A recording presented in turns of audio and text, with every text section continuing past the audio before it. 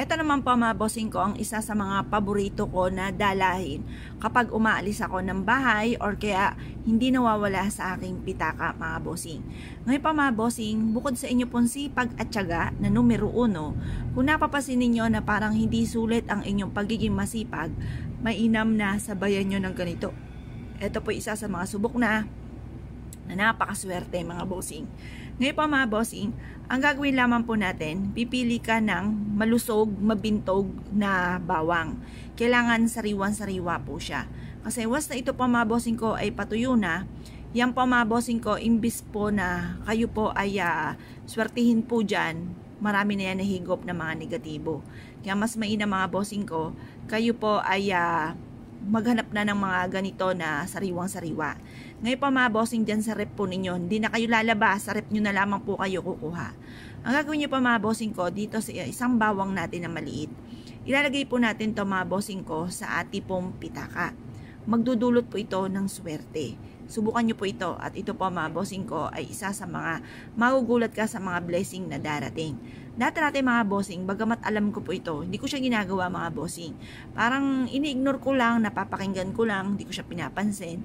Nung dumating na yung napakadami mga pagsubok, dahil ako naman ay masipag mga bossing, hindi ako magtataka na bakit lagi ako walang pera. Kaya lang po, napaisip ako nung isang beses na bakit ganon, parang ang unti-unti na ng tulog ko, lahat na inirakit ko. Ngayon pa mga bossing, bakit ganon? Bakit parang kulang at kulang pa rin? Ang ginawa ko pa mga bossing ko, dahil no choice na ako mga bossing, lubog na sa pagkakautang, ang dami-dami problema, away-away palagi. Kasi kapag marami kang problema mga bossing ko, lalo-lalo na tungkol sa pera, nagiging mainitin ang ulo nyo po niyan. Ngayon pa mga bossing, naging mainitin nga po yung ulo ko, halos lahat na inaaway ko mga bossing, na hindi nakatulong, bagkos mga bossing, lalo nila ako nilalayuan kasi baka awayin ko sila mga bossing, mga ganon.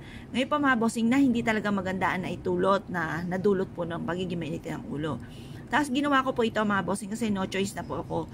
Nilagay ko po ito sa bag ko mga bossing. Blanko na isipan ko, di ko alam kung paano ko susolusyonan or paano ko matatanggal ang buhol-buhol na sitwasyon ng problema ko mga bossing.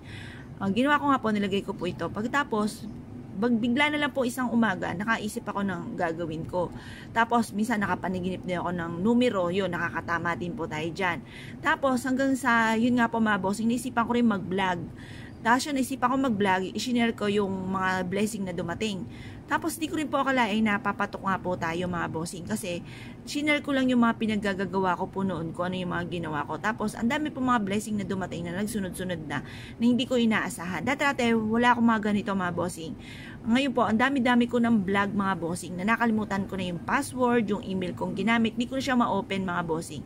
Talaga namang wala man lang nagsusubscribe sa amin, kundi kami lang 4 mga bossing ko, yung 2 kong anak at mister ko. Yun lang po mga bossing na nagsusubscribe sa akin. Nang ginawa ko po ito, nag-wish po ako mga bossing. Tapos, may i-adya ako sa mga bagay na nagagawa ko na hindi ko naman inaasahan mga bossing. Para lagi i-adya ko sa lagi kayo suswertihin. Kung kayo po ay naniwala at naisip po itong gawin, huwag na po kayo magpatumpik-tumpik pa. Subukan nyo po ito. Proven po ito na napakaswerte.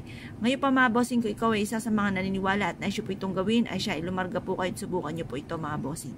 Mag-wish ka na nakaharap ka sa gawin silangan, lahat ng gusto nyong sabihin, gusto nyong maganap sa buhay po ninyo, wala naman pong bayad ang mangarap, libre po ang mangarap. Subukan nyo mag-wish ng paulit-ulit at pagkatapos i-aadya ka niya kung saan lagi kayo suswertihin. Tapos, kinabigyan ng isang chance mga bossing ko, lalo nyo sipagan, lalo nyong galingan. At basta't pag ito po ay matigas na, ay malambot na, tuyo na po siya, itapon nyo lamang po mga bossing ko. Ito po ay magdudulot sa inyo ng swerte. Kumbaga, itapon nyo lamang po ito, lalo na kapag po ito ay tuyo na dahil marami na siya nahigop na mga negatibo at sulit na po ang dulot nito sa inyong swerte mga bossing. Kaya kung kayo piniwala at naisyo po itong gawin, lumarga po kayo, subukan nyo po ito mga bossing.